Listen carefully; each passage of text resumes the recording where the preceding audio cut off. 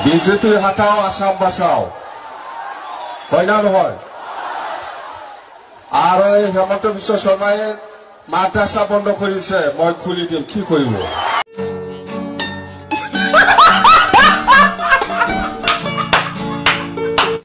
खुलुमबाय रायजोफोर गिबिसिनथाराव फिथांखि blog YouTube चेनेलनिफ्राय रायजो राजा बयनिसिमबो फुंबिलिनि गोजोननाय बावहरनाय जाबाय जायफ्रा सानफ्रोमबो खौरां खोनासंनो मोजां मोनो नोंथांमोननि थाखाय आं माखासे गोनांथार भिडिअसफोरखौहाय लानानै फैनाय जाबाय रायजोफोर जों दिनै गिबिसिनथारावनो नैबे आसामनि एसेम्ब्लिनि मासिगिरि बिश्वजित दैमारि सारनि सायाव जों सावरायलायगोन नैथियावहाय जोङो हाग्रामा महिलारि बिथांनि सायावनो जोङो सावरायलायगोन थामथियावहाय जोङो नैबे गबिन्द चन्द्र बसुमतारी सारनि सायावनो जोङो सावरायलायगोन ब्रैथियावहाय इउजि ब्रह्म सारनि सायाव जों सावरायगोन जोबनायावहाय जोङो नैबे रुबिराम नार्जारी सारनि सायाव जों सावरायगोन रायजोफोर बे समाव नोंथांमोननो आङो भिडिअखौहाय हगारना होग्रोनोसै नोंथांमोना खोनासंदो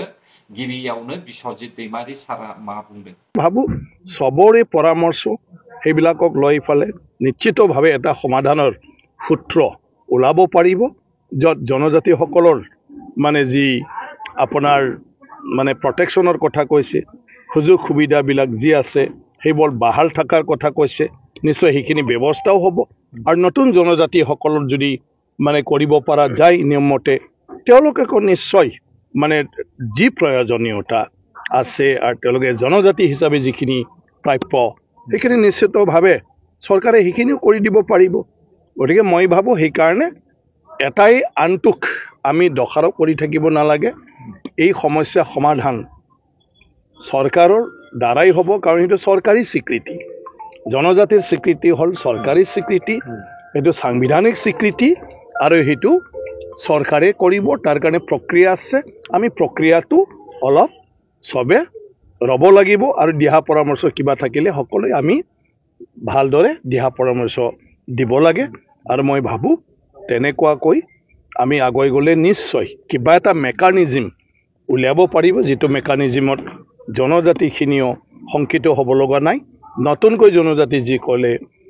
হ'ব মানে তেওঁলোকেও মানে কাকো শংকা কৰিবলগীয়া নহয় তো চৰকাৰ সবৰ কাৰণে গতিকে চৰকাৰে নিশ্চিতভাৱে সকলৰ ভালৰ কাৰণে চিন্তা কৰিব रायजोफोर भिडिअआ गोलाव नाथाय आं सफाल' हगारदों भिडिअखौ आं नायजोबखायो आरो नोंथांमोनाबो नायखाबाय बिनिखायनो आं सफाल' हगारदों दा बिश्वजित दैमारियाबो खुला-खुलि बाथ्राखौ बुंनो हाया मानोना सासे सरकारनि मानसि बिथाङा दा सरकारनि मानसि हिसाबै बियो डाइरेक्टलि जों एसटि होआ होननानैहाय बुंनो हाया दा बिथाङाबो बुंनांगोन जे माबा मोनसे खालामनानैब्लाबो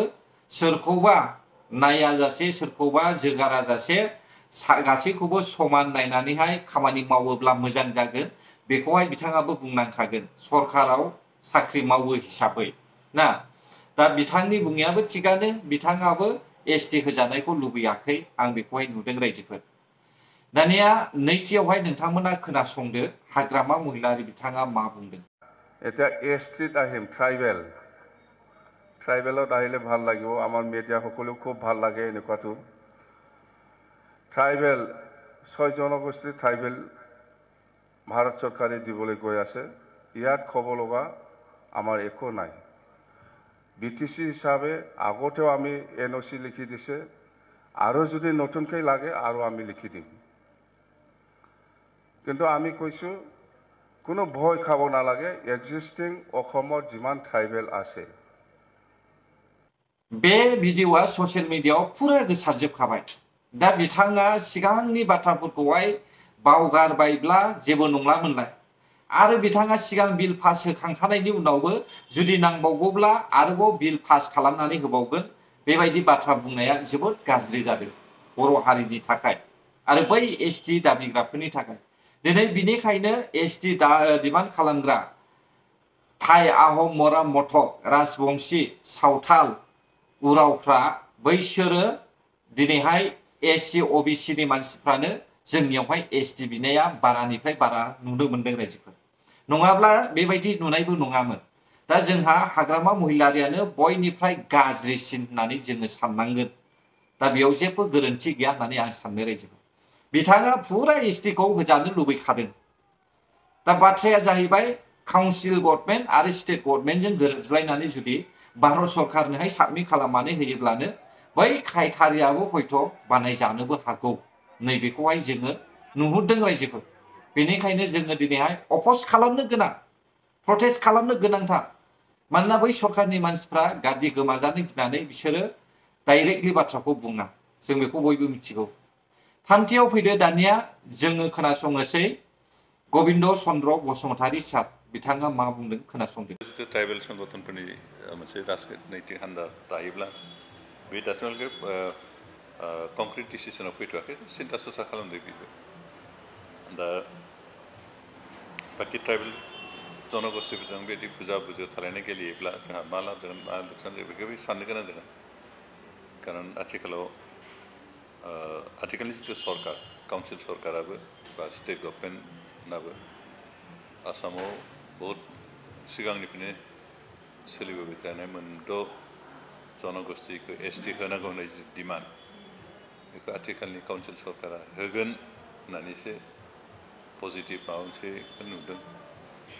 स्टेट गभर्नमेन्टनिफ्रायथ' बिथांमोना सिगांनिफ्राय बुंबाय थायो जे जोंनिफ्राय रिकमेन्डेसन हरगोन होननानै बुंबाय थायो। दा थारैनो बे मोननै सरकाराबो, काउन्सिल सरकार आरो स्टेट सरकार, बे मोननैबो सरकारा जुदि पजिटिभ नोट हरोबा बियो मादारनि इम्पेक्ट जाहैनो हागौ। आरो बे मोननैबो सरकारा बेखौ पजिटिभ नोट हरोबा सेन्ट्रेल गभर्नमेन्टनि डिसिसना मा जाहैनांगौ बेखौ साननो गोनां दं। आरो इन केस बिथांमोना बेबायदि पजिटिभ नोट हरनायनि थाखाय जुदि बे मोनद' जनगोष्ठीया एसटि जाजोबो, अब्ला एक्जिस्टिं जायफोर एसटि हिसाबै रिकगनाइज कमिउनिटिसफोर दं बिथांमोन हयथ' गाफ्ले जानाय जाहैगोन। सोरबा सोरबाया गबिन्द चन्द्र बसुमतारी सारखौहाय डाइरेक्टलि आसि दिन्थिनानैहाय थांखिनानैहाय सोंखारिनायबो जों नुदों। नाथाय इउपिपिएलनि सिएमजों लोगोसे बिथांमोननि मावथि साफ्रोमबो एसटिखौहाय होजानायखौ लुबैयाखै। दा बिथांमोनाबो बुंदोंसो दे सरकाराव दङ हिसाबै बिथांमोनाबो इनडाइरेक्टलिसो बुंदों एसटि होनायाव जुदि एक्जिस्टिं एसटिया माबाफोर खहा जायोब्ला बेयावहाय होनाङा, बेखौ जोंबो गनाया होननानै बुंदों। नोंगौ खहा जायो, क्लियारलि खहा जायो होननानै मिथिखादों। Chief minister doctor Hemanta Biswa शर्मायानो फोरमायखादों एक्जिस्टिं एसटिखौ खहा खालामालासे गोदान एसटि बानायनो हाया होननानै बेखौ मिथिखादों। अब्ला बेखौ मिथिसेयावबो दाबो जोंनि बर' हारिफ्रा सांग्रां नङाब्ला अब्लालाय बेयाव बै दावराव खालामग्रा मानसिफ्रा मोनखागोनानोखा। दा बेयो होजायोब्लासो अब्लासो बर'फ्रा बुजिगोन दे जोंनि गोरोन्थि जाबाय। बे समावहाय बे गबिन्द चन्द्र बसुमतारी सार आरो जेरैबायदि आदित्य खाख्लारि सारा बुंदों बेबायदिनो जाहैगोन, बर'फ्रा गाग्लिजागोन। मोनसेबो सुबिदा मोननाय नङा, एमएलएबो सुबिदा मोननाय नङा, सिएमबो सुबिदा मोननाय नङा, एमसिएलबो मोननाय नङा, आरो मा होनना बुङो साख्रि बाख्रियाबो गोमाजोबहैगोन। बेखौहाय बयबो नुखादों रायजोफोर। बे समाव फै ब्रैथियाव जाहैबाय इउजि ब्रह्म सारा मा बुंदों नोंथांमोना खोनासंदोलाय। জনজাতিকৰণ বিষয়টো ৰাজনৈতিক বিষয়ে নহয়। ৰাজনীতিক দলত কোনো ৰাজনীতিক দলত ইয়াৰ সিদ্ধান্তও নাই। কিন্তু যিসকলে জনজাতি হ'ব বিচাৰিছে তেওঁলোকক সমৰ্থন কৰা ৰাজনীতিক দল আছে, আৰু হ'ব নালাগে বুলি কোৱা যিটো জনজাতিসকল তেওঁলোকৰ সপক্ষেও মানে সমৰ্থন দিয়া ৰাজনীতিক দল থাকিব পাৰে। ইয়াত ভাৰত চৰকাৰে ইচ্ছা কৰিলে বহুতখিনি পৰিৱৰ্তন আনিব পাৰে, কিন্তু তেওঁলোকে এইটো আনিবৰ কাৰণে বহুত এটা প্ৰচেছত যাব লাগে। যেনেকৈ RGI registered general of India তেওঁলোকে এপ্ৰুভ কৰিবই লাগিব, কিন্তু RGIৰ এপ্ৰুভ কৰিবৰ কাৰণে ক্ৰাইটেৰিয়া সেই সময়ত যেতিয়া বনাইছিলে সেই ক্ৰাইটেৰিয়াৰ লগত যদি মিল নাখায় RGIয়ে কোনোদিন এপ্ৰুভ নকৰে। তেতিয়া সংশোধনৰ প্ৰয়োজন হয়। সংশোধন আনিবৰ কাৰণে সেইটো পাৰ্লামেণ্টাৰী প্ৰচেছ বহুত দীঘলীয়া। दा नै इउजि ब्रह्म सारा RGIनिबो खोथा बुंबाय। दा RGIआ बेखौहाय 8 खेब केन्सेल खालामखाबाय होननानै बुंदों। नाथाय बे समावहाय जुदि काउन्सिल सरकारजों स्टेट गभर्नमेन्टजों ज' जानानैहाय गोरोबज्लायनानै जुदि बिसोरो बिल पास खालामनानै होयोब्ला अब्ला बै क्राइटेरियाखौबो बानायनानै होनो हागौ। सरकारा मावनो हायैथ' गैया, सरकारानो मावजोबो गासैखौबो। जोंनोबोथ' एसटिखौ बिसोर सरकारानो होदों, दा बेबायदिनो हयथ' बिसोरो खालामनोबो हागौ नैबेखौसो जों गिनांगोन दा बेनिखायनो आं सानदों जोंनि बर'फ्रा एसे सांग्रां जा एसे जोंबो सांग्रां जायोब्लासो बैसोरो गिगोन नङाब्ला जोङो गाग्लिजागोन बेखौ जों नुहुरदों रायजोफोर जोबनायाव फै नोंथांमोना रबिराम नार्जारी सारा मा बुंदों बेखौबो खोनासंदो किन्तु दिनै फैयै फैनानै नैबे समावहाय बे गोबाव समनि जेंनाया मोनसे गोब्राब थासारियाव फैनानै बायदिसिना माने दान्थे बिदान्थेनि बे थोरफोआव फैनायखौ जों नुनो मोन्दों आरो बिथांमोननि ट्राइबेल जानो नागिरनाय क्राइटेरिया मिलाया संबिधाना बेखौ एलाउ खालामा बेफोरनि माखासे बाथ्रा खोथाफोरबो दिनै बेयाव बेरखांदों जोंनि थाखानाय 14था ट्राइबेल जनगोष्ठीनि माखासे माने जेफोर आफादफोर दङ फरायसा आफादनिफ्राय आरम्भ खालामनानै माहारियारि आफाद दिनै खौसे जानानै बिथांमोनहा माने जोंनि थाखानाय ट्राइबेलफोरनि मोनथाया जाहाथे खहा जाया ट्राइबेल थाखानायफोरनि सिनायथिया जाहाथे माने गिख्रंथाव जानो हाया जोंनि मोनखानाय संबिधाननि जे माखासे मोनथाय अधिकार सिनायथि बे खाबुआ जाहाथे खुनु प्रकारै गोमाया आरो बेखौ हमथानांगौनि थाखाय सोरनिबा ट्राइबेल जानायजों बेफोर जोबस्रांसिगोन नामा सोरखौबा गोदानै ट्राइबेल खालामनो नागिरनायजों बेयो मोनसे गिथाव बाथाव थासारियाव फैसिगोन नामा बेखौ गिख्रांनाय फैनायखौ आं नुनो मोन्दों जायनि थाखाय थाखानाय 14था ट्राइबेल जनगोष्ठीनि आफादफ्रा खौसेयै ज' जानानै दिनै गावनि रैखाथिनि थाखाय मोनथायनि थाखाय जुजिनानै सोमावसारनाया दिनै गोख्रोंनिफ्राय गोख्रों महराव फैदों आरो बेखौ लानानै दिनै माखासे दुंहाव थासारिबो ट्राइबेल बिग्रा आफादफोर जातिफोर आरो थाखानाय ट्राइबेल जायफोर हारिफोर दं बा आफादफोर दं बेनि गेजेराव माखासे फोथायलायनाय आरो माखासे जोंनि गेजेराव सहायलायनाय बे जिनिसा लासै लासै गिख्रंथाव थासारियाव फैनो नागिरनायखौ नुनो मोन्दों दा जेखि जाया आं बेखौल' बुंगोन भारत सरकार आरो आसाम सरकारा जे मोननैबो थाखोनि जोंनि जाति जनगोष्ठीनि अधिकारफोरखौ नोजोर होनानै खुनु जातिनि अधिकारा थाखानाय खाबु सुजुग सुबिदाया खहा जायालासे रावखौबो माने गिनांगौ गैयालासे खालामनानै भारत सरकारा गेजेर गेजेर माबा मोनसे राहा लामा उफाय लानानै दानि मोनद' हारि माहारिनि ट्राइबेल बिनायनि जेंनाखौ सुस्रांनायनि थाखाय मोनसे गोदान राहा लामा बिथांमोनहा बिजिरनांगोन रबिराम नार्जारी साराबो सरकाराव दङ हिसाबै डाइरेक्ट बुंनो हाया खोथाखौ बिथाङाबो इनडाइरेक्टलिसो बुंदों गासैबो इनडाइरेक्टलि बुंदों दा बेफोरखौ नायोब्ला जोंनि सरकारा जोंनि बर'नि दैदेनगिरि लिडारफ्रा दुरबल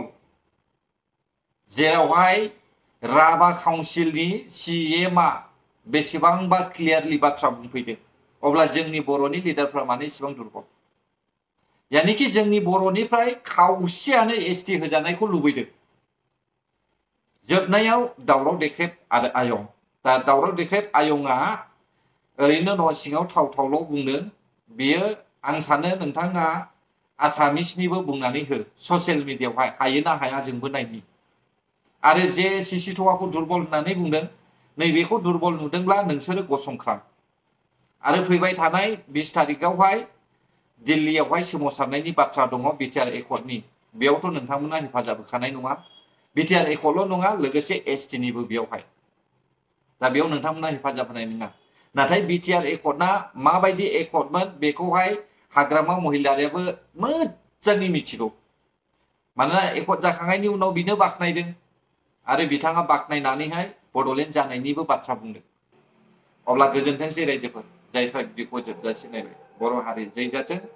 जै बर' हारिनि